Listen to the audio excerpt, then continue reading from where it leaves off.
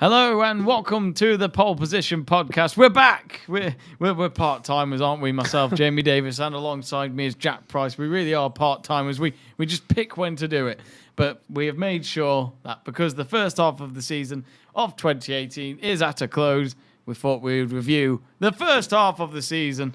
Well, not all the races. Some of the races were meh. Some of them were amazing. But no, especially Hungary, it wasn't the best. But anyway, the latest race, Sebastian Vettel missed out yet again to Lewis Hamilton. Hamilton won his 5th Grand Prix of the season and to now go 24 points ahead of his rival Sebastian Vettel in the Hungarian Grand Prix. I always feel like Hungaroring. Hungaroring, yes. That's a mouthful, I feel, as well. But Lewis Hamilton, yet again, Jack, he's top of the board, and it's exactly what he would want before the summer break was coming along. That's it. Both drivers, would have wanted to be top going into the summer break, and Lewis Hamilton is the one that's done that. Sebastian Vettel, of course, has had that major upset of crashing out at his home Grand Prix in Germany the other week from leading the race. And I still think that the Hungarian Grand Prix, he had that in the back of his mind. But you're going to, that was just an error, and he was absolutely gutted after that race. But Lewis Hamilton controlled the race with a bit of help from his teammate Valtteri Bottas on the weekend, holding up the Ferraris, which obviously helped because in the end Lewis Hamilton was out of sight. He was gone. So Lewis Hamilton going into the summer break at the top of the leaderboard, and Mercedes are also looking pretty good as well. With I think they scored more points than Ferrari yesterday as well. So looking good for both of them. It's crazy how. The first half of the season's had everything. It's been on and off. One moment it's been a good week for Vettel, and the next it's Hamilton's week, and that's what it has been for the first time probably. Hamilton's won 2 races in a row, and all of a sudden it's Vettel in the shadows. Yeah, we were talking about it at the start of the year when we did our first podcast of the season, when we were like, let's hope that this year is a decent one. And I'd say for the first half, it's been pretty good. There's always going to be a few races that are pretty meh. That's just what happens. And we thought before the season started it was just going to be Mercedes dominance again. Well, yeah, because Ferrari were okay last year, but they fell away. And they fell away in the second half of the year, so it'll be interesting to see if Ferrari actually do better after Belgium onwards. That'll be interesting to see this year. I still think Ferrari's got the best car. Yeah, I think they have, but I think they still have a lot of work to do. They seem to struggle a lot in the rain, which is an issue. Especially if you get race weekends like you did in Hungary, where the rain sort of come out of nowhere, especially in qualifying. It just sort of chucked it down, and the car was nowhere really. And Mercedes just sort of, with a bit of ease, really, they got onto pole position. So I think that's something they need to work on. But as a whole, they always look fast everywhere they go. Mercedes have a few issues with some tracks, and I think still with 4 years, even though they've won the constructors so many years in a row, they still struggle behind other cars. Mercedes still have that issue where if they're not in the front, their car seems to struggle behind others. So thank goodness for Force India and all those other Mercedes teams. Yeah. Well, just budge out the way, please. It's certainly been a good half to the year. I think the only disappointment is that Red Bull haven't been where we would have liked them to be, and a lot of that is down to reliability. Let's talk about that, because Max Verstappen, we were hoping that at some point in the race, Red Bull would have their 2 cars attacking Ferrari and Mercedes at the top, and yet again, there's never 2 cars. There's only the one, isn't there, that just seems to get through. And even if 2 of them do finish, there's always one further back. Yeah, it's the story of their season, isn't it, really? And it's a shame because we haven't been able to see that 3-team championship that we were hoping for. I know, and everyone wants to see Ricciardo and Verstappen at the top. And, Ricciardo took that engine penalty in Germany to, be at the top come Hungary. But again, he had an issue in the German Grand Prix, and then had issues in qualifying in Hungary, which meant that he was starting in 12th position, I think, just behind Alonso. So that wasn't great, and obviously Verstappen finished 7th, which they thought they were going into this weekend, going for pole and the win. So to have their highest car finish 7th in qualifying, was not good at all. And then Verstappen within 5 to 7 laps was out of the race, and he was very, should we say, very angry. The 7 words we cannot say on live broadcast. During during the on the radio after the incident, and obviously Christian Horner was a bit fruitful in his words as well, and I think you can sort of understand that because when Red Bull pays so much money to Renault to have these engines, and then for them to just blow up within 7 laps, it must be absolutely gutting for the team and everybody that works at Milton Keynes as well. Everybody in that team, it is disappointing. Obviously, Ricciardo helped it by doing his obvious overtakes and what Ricciardo does, and he did really well to get up the field, but it would have been nice to see both of them up there at the start and obviously to get to the end of the race as well. But hopefully it does improve for the second half. Hopefully they can get some reliability back in that car. But the last year and a half, they've really struggled because last season they struggled with reliability as well. So I would never have said this, but I think before, but I think Red Bull are praying for that Honda engine next year. Yeah, and it was funny because it was this time last year that McLaren were praying for a Renault engine, but that's not turned out great either. But well, no, it's a real problem because Renault, even though they know the contract is up, they don't want that final year to go down badly because it's reputation for them as well for the future teams of F1. Yeah, I mean, of course, I think it was quite interesting because obviously Renault didn't want to give Red Bull all their goodie bits, should we say, because they're leaving. So they don't want to give them all the best bits at the end of the year because Red Bull might take that and show Honda what Renault are doing and that. So I can understand that, but at the end of the day, they're still your partner until the season finishes. So you've got to work with them till the very end. And I think Renault still need to improve with their engines. Of course, they've got their team and now McLaren as well, but they are still lagging behind the Ferrari and Mercedes. And Toro Rosso and Honda are doing a very good job this year. Gasly got 6th at Hungary. He did an amazing in Bahrain. Was that 4th? I think he got there. 4th, yeah. So Hartley did pretty well as well. So the Honda engine is looking quite good this year. So I think if Red Bull and Toro Rosso work together, that Honda could be quite interesting next season. I think it was funny as well because maybe Red Bull should have Infinity as their partners again and just use their engines and then never have to share it with anybody else. Yeah, again, they'd probably finish last every race, but at least they can say they've got their own engine. Maybe not. But it's interesting because Honda will be basically Red Bull's team next season. It will basically be Red Bull Honda, really, when you think about it, because Toro Rosso is them. Yeah, there's no one else, is there? Nope. So that's it. So Red Bull will be Honda. Will be working solely with the Red Bull teams, as it were. So. I think they have a chance next year, and like I said, I think Christian Horner is waiting for that deadline to come around. If they can sign Ricciardo as well, that'll be a bonus because I think he's one of the only drivers yet to sign the deal. So let's talk about Ferrari, and we've mentioned Vettel, but Kimi Raikkonen yet again another podium. I believe it's his 5th podium in a row. It's some achievement by Kimi Raikkonen, especially at a time where his future isn't secured. He's showing what they'd be missing if they don't have him next year. Yeah, Charles Leclerc obviously has been tipped to take that seat next season, but whether it's maybe a year too early or not, we don't know that yet. We don't know Ferrari's decision, but Kimi Raikkonen is certainly making a case for him being there next season. Vettel is always going to be that number 1 driver at Ferrari, that. But Kimi Raikkonen is certainly making a case to still be there. I mean, he was pushing yesterday, and he looked like he really wanted to just get Vettel out of the way. But it was only that Vettel is leading the championship, and we know Ferrari are very much team orders because that is what happens. I mean, he was winning the other day, and he had to let Vettel through. So.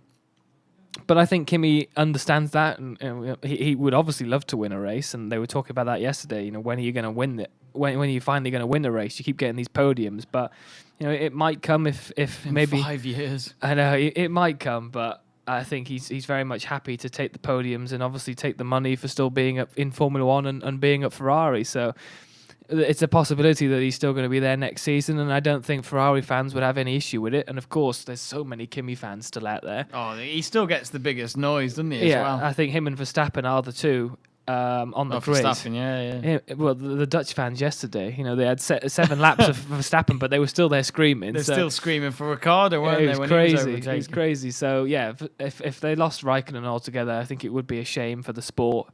So, let's see what happens. I mean, there was talks of him going to McLaren, but I think that would be painful unless McLaren really did something over winter. I think it's the last resort, though, isn't it? If Charles Leclerc was to go to Ferrari or Ricciardo, then McLaren have got that seat ready for him, because as even Alonso's rumoured to Ferrari, but I don't think that's going to happen. I think that would be a suicide. There's too much move. gone on there, I think, at Ferrari and Alonso. Well, we said that about him and McLaren, but Yeah. he went back there, but who knows? Alonso just loves Renault. That's the only team that ever worked for him, and that was 12 years ago. Speaking of Ferrari, of course, the president passed away this week. Sad news, because it wasn't really expected, and it was Marchione, the president.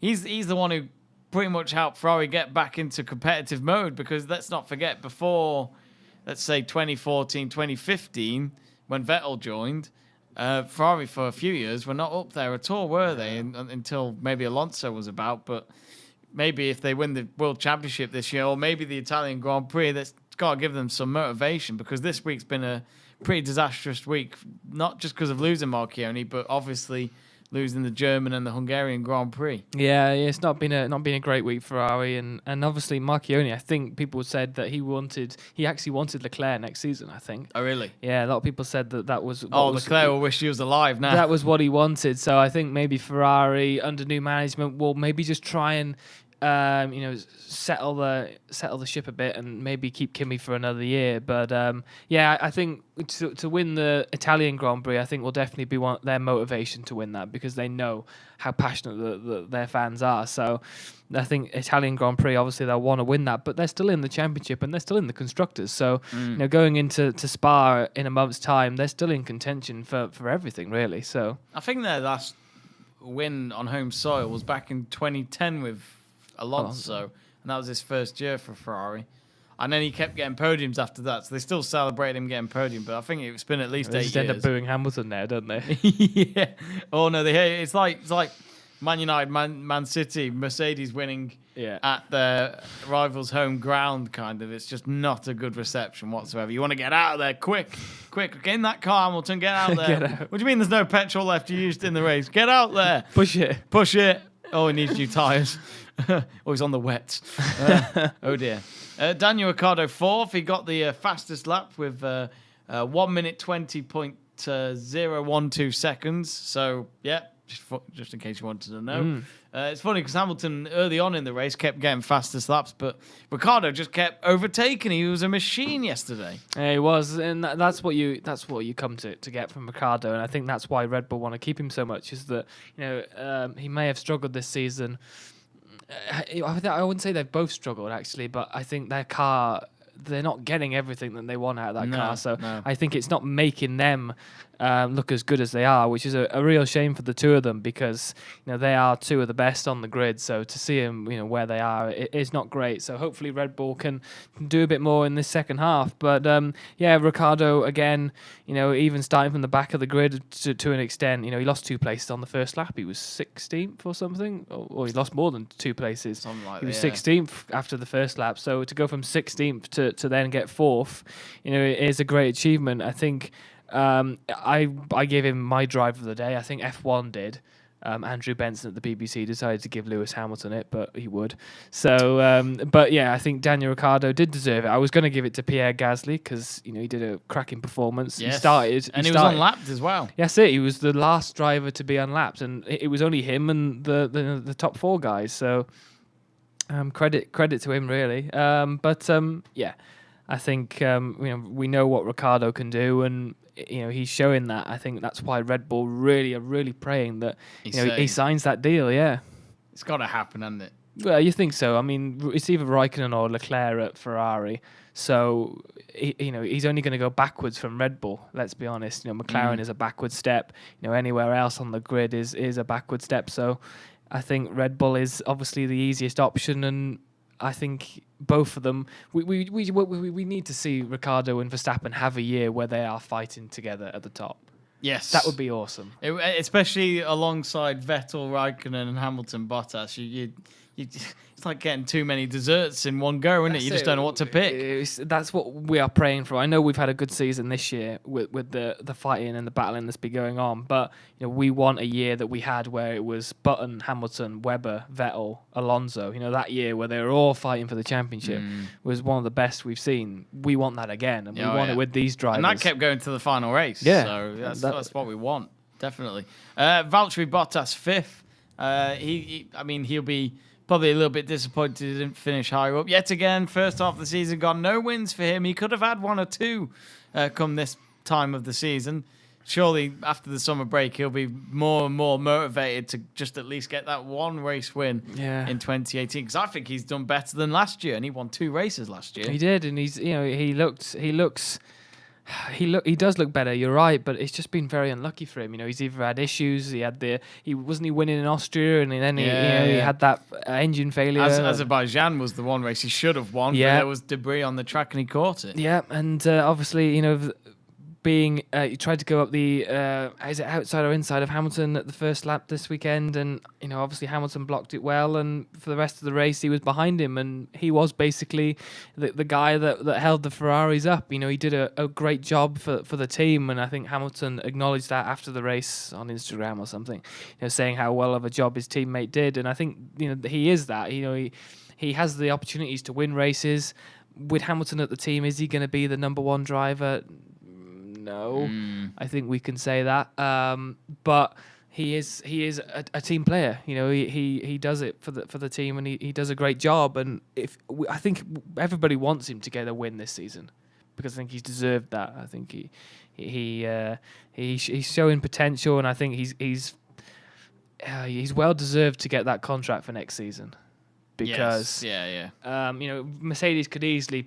They were talking about Ocon, or they could easily bring in somebody else. But why change something that's working? Yeah. Why ruin something that's looking good inside the team? They all look positive. Both garages are talking to each other, and it's just completely different to what they had with Rosberg. And why change it? They're winning still with the 2 of them. So don't change something that's not broken. It's funny.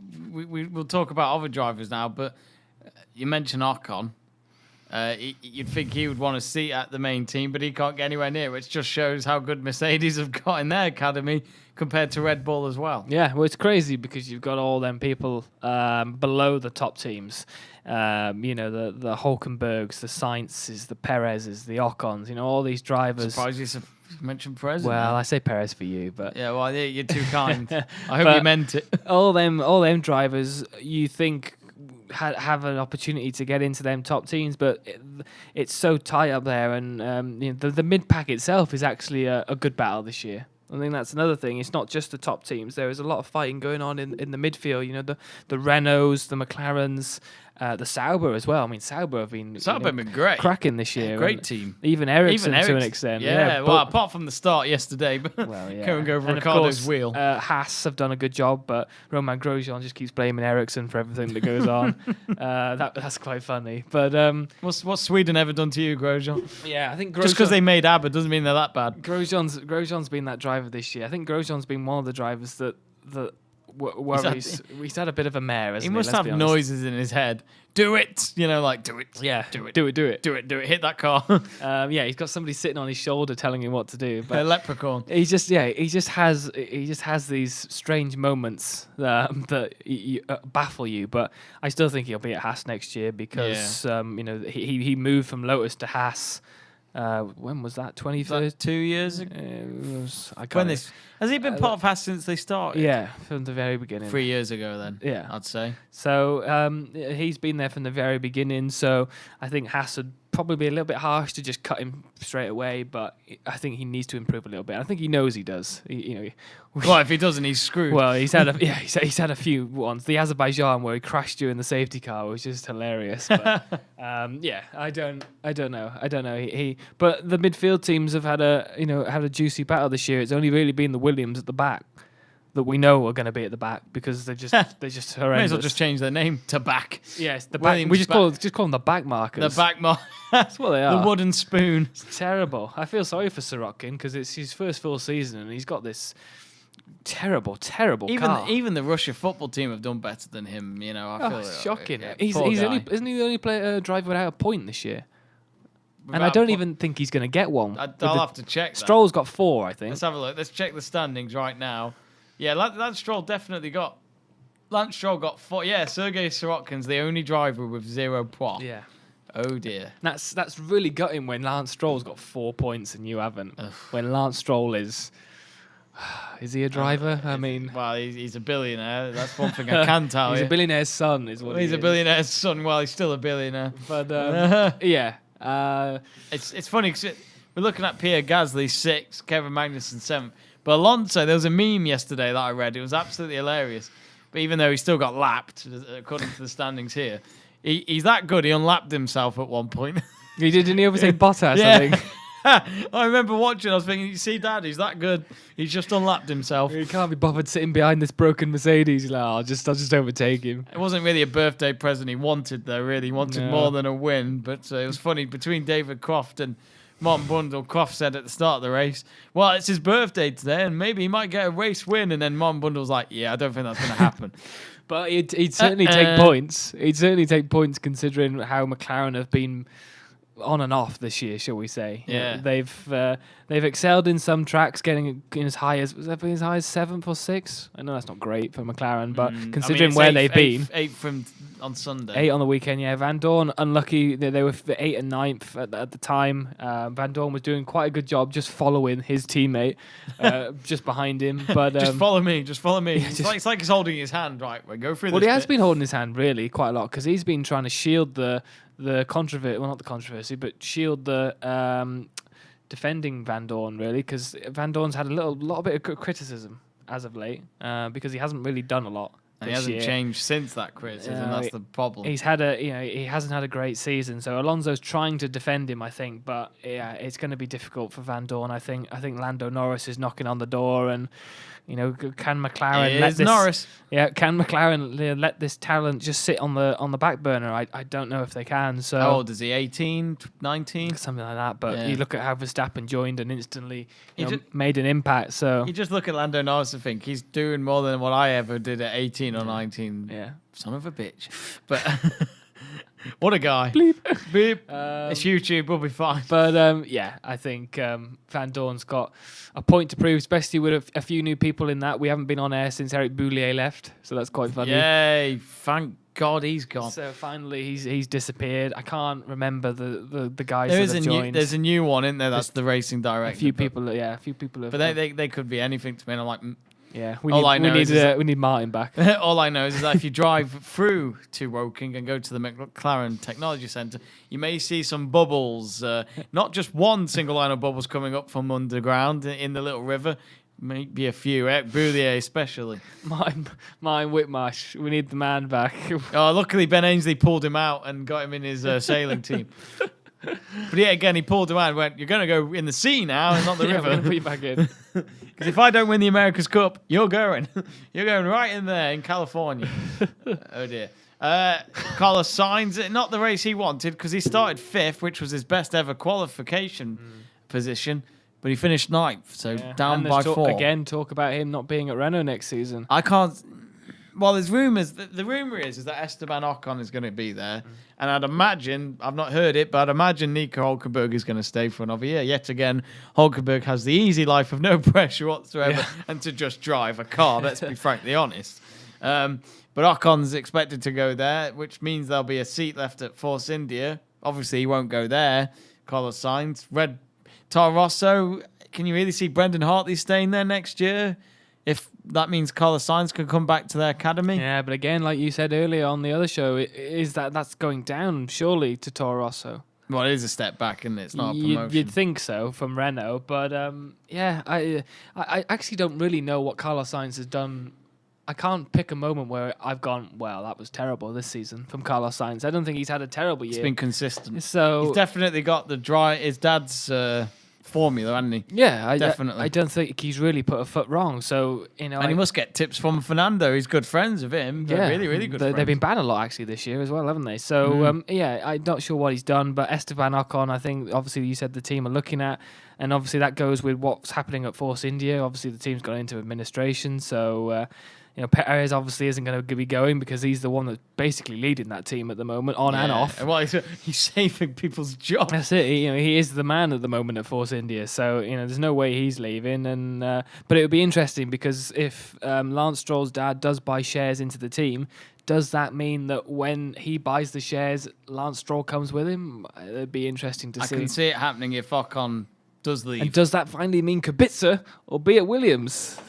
Yeah, I mean, you could go there. The Williams team were like, yeah, you could drive. You'll probably finish last, but here's your seat. I'd still take Kubica. Oh, yeah. Goodness. Kubica wins the Australian Grand Prix. Oh, my God, he is God. Stroll's last.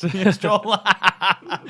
Stroll, DNF, 21 times over in 2019. Yeah, that would be awesome to see Kubica in. I think everybody wants that. But, it would be interesting. I mean... It's just a dream at the moment. Yeah, we talk about how the top teams have almost secured their driving lineup, but there's still a lot to go, in the mid-team. It's all about Ricardo. Yeah, Once that's decided, we know.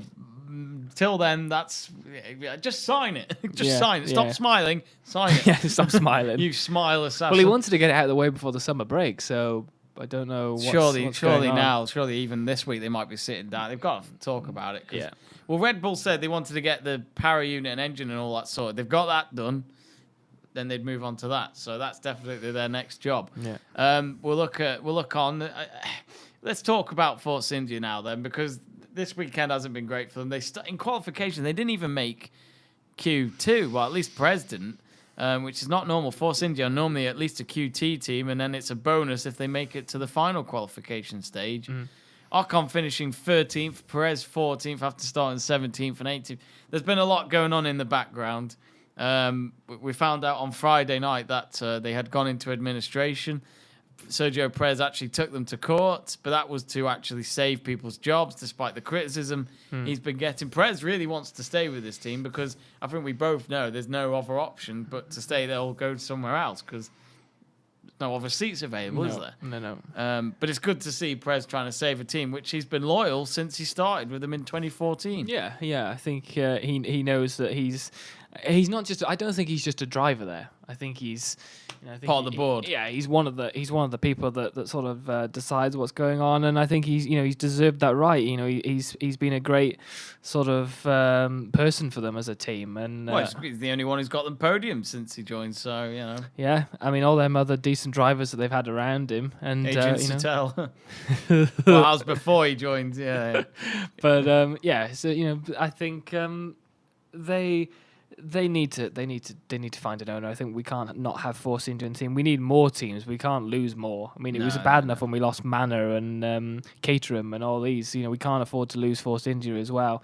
They've been such a good team. So the F1 cannot afford to have less than 20 cars. No. There needs to be 20 it's cars. Bad on enough that now, isn't it? But I think there people were talking if they do get an owner before the Belgian Grand Prix, that could have been their last race that they were called Sahara Force India. They could have a completely different name going into the next race. So hopefully they do find somebody and hopefully they get back and get back to getting these points because that Hungary race was really poor. I mean, we talked about their season at the start was quite bad. Australia and Bahrain and China weren't great. The bag. But from then onwards, they had a few decent points. But Hungary especially Azerbaijan. Yeah. Great race. Hungary was not a day to remember for them. So and the week really. So let's just hope they find something. From what I've last read, it sounds as though there's 5 potential buyers, possibly including who you mentioned, Lance Stroll's dad. But surely that says quite a lot because Force India have been a valuable team. When they started in 2008, they were kind of like the HRTs and Caterhams, where they were at the back. But the question was, were they going to improve and actually get some momentum? And they have. It's 10 years down the line. Fourth place last year and the year before. Not going to happen this year, I don't think. But with all these problems going on, it's probably understandable. But you can see why there's investors that want the team because they know that there's been progress there and they've got a good team. Yes, but it's got so much potential, that team, isn't it? More potential than Williams at the moment. Yeah. And I never thought I'd say that. Yeah, I mean that just shows how bad they've been this year. But Force India still have huge potential. They've got a Mercedes power unit in the back of that. That's always going to be reliable compared to others. And they've got 2 drivers that are willing to give it everything on the grid. So it's not exactly like you're at the Williams team. If that was the other way around and Williams had gone into administration, would there be 5 buyers immediately for that team? I don't know. So Force India hopefully will get one of them 5 to buy into the team, and hopefully they'll continue for many years, because like you said, we can't afford to lose any teams. No, we can't. But that's it. That's our Hungarian Grand Prix review. Just to remind you, the retirements were Stoffel Van Dorn, Max Verstappen, and Charles Leclerc. So we'll quickly reflect back on the first half of the season. We have done, is it 12 races? 12 races with 9 to go? Yes, there's 9 races to go, so there must be 12 out of the 21. Who's been the most impressive for you in this first half? Who's been your driver of the first half of the season?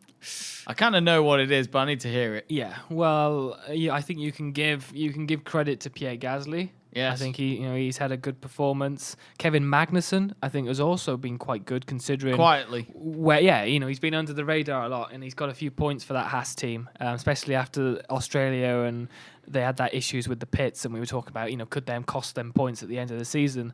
I think both him and Grosjean, to an extent, he has got a few points, but Kevin Magnussen has done a really good job for them. But Charles Leclerc, I think you knew that was coming, and I think everyone else would agree so far this season. He has been amazing in a Sauber car that we didn't think would be anywhere.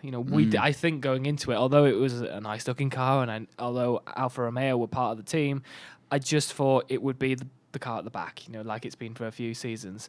But they've found a way of getting something out of it, and Leclerc has literally got every inch of power out of that.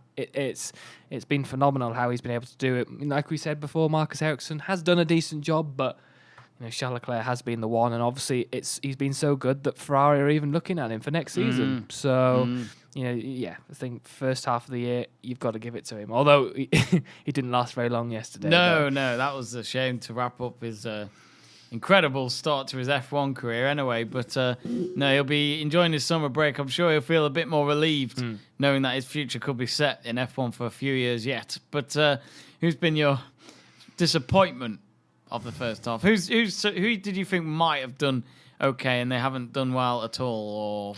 Or I think Stoffel Van Dorn is probably at the top of that list, because he had his season last year.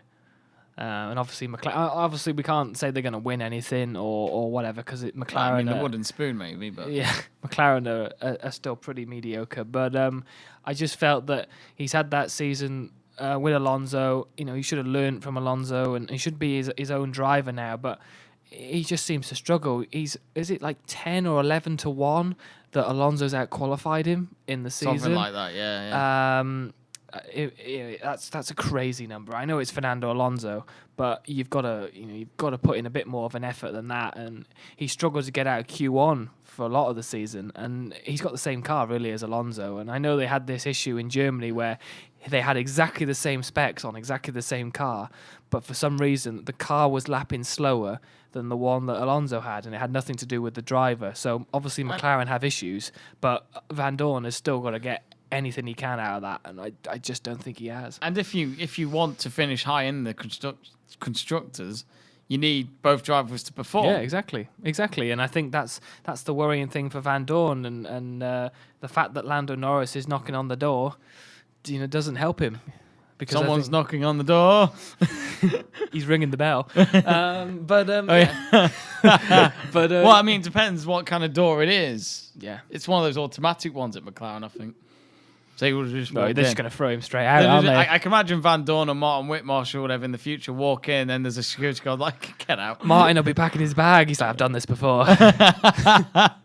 Sergio Perez, no, you no, go. But I think he obviously he is struggling there, and obviously Alonso's trying to defend him as much as he can, but you need to show on the racetrack, and you only get so long in F1. We saw Julian Palmer last year kicked out before the end of the season at Renault, so. I definitely think McLaren. And they still won't get rid of him. No, he's on bloody BBC. Isn't Yeah. Good alliteration. But yeah, I think Van Dorn's probably the one. I think Ericsson's improved a bit. I'd say Williams as a whole team have been poor. Oh, yeah. That's a very generous word, isn't it? Well, They've been fucking dreadful.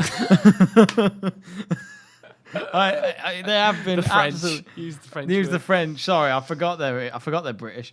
But no, they haven't they? I mean, they absolute embarrassment. Claire Williams says she doesn't know now what's going on. Where's the money going? I don't know where the money has gone, if I'm honest. I don't know. Martini must be looking and going, thank God some races our name isn't on that car. I think they're leaving soon, though, aren't they?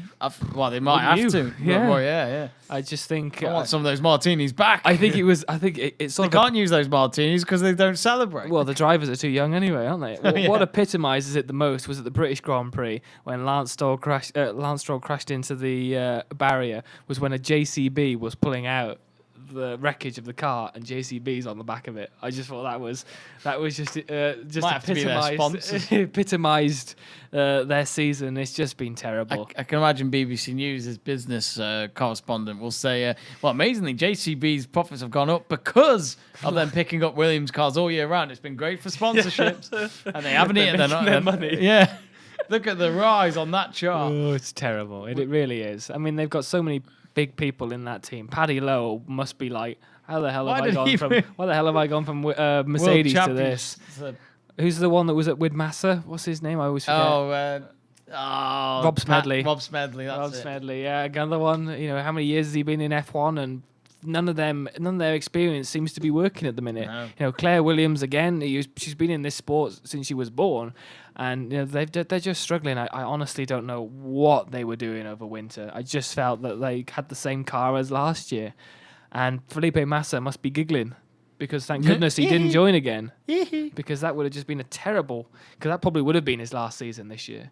What a terrible way to end it. At least last year was okay. He couldn't decide when to leave, could he? I'm going to leave in 2016.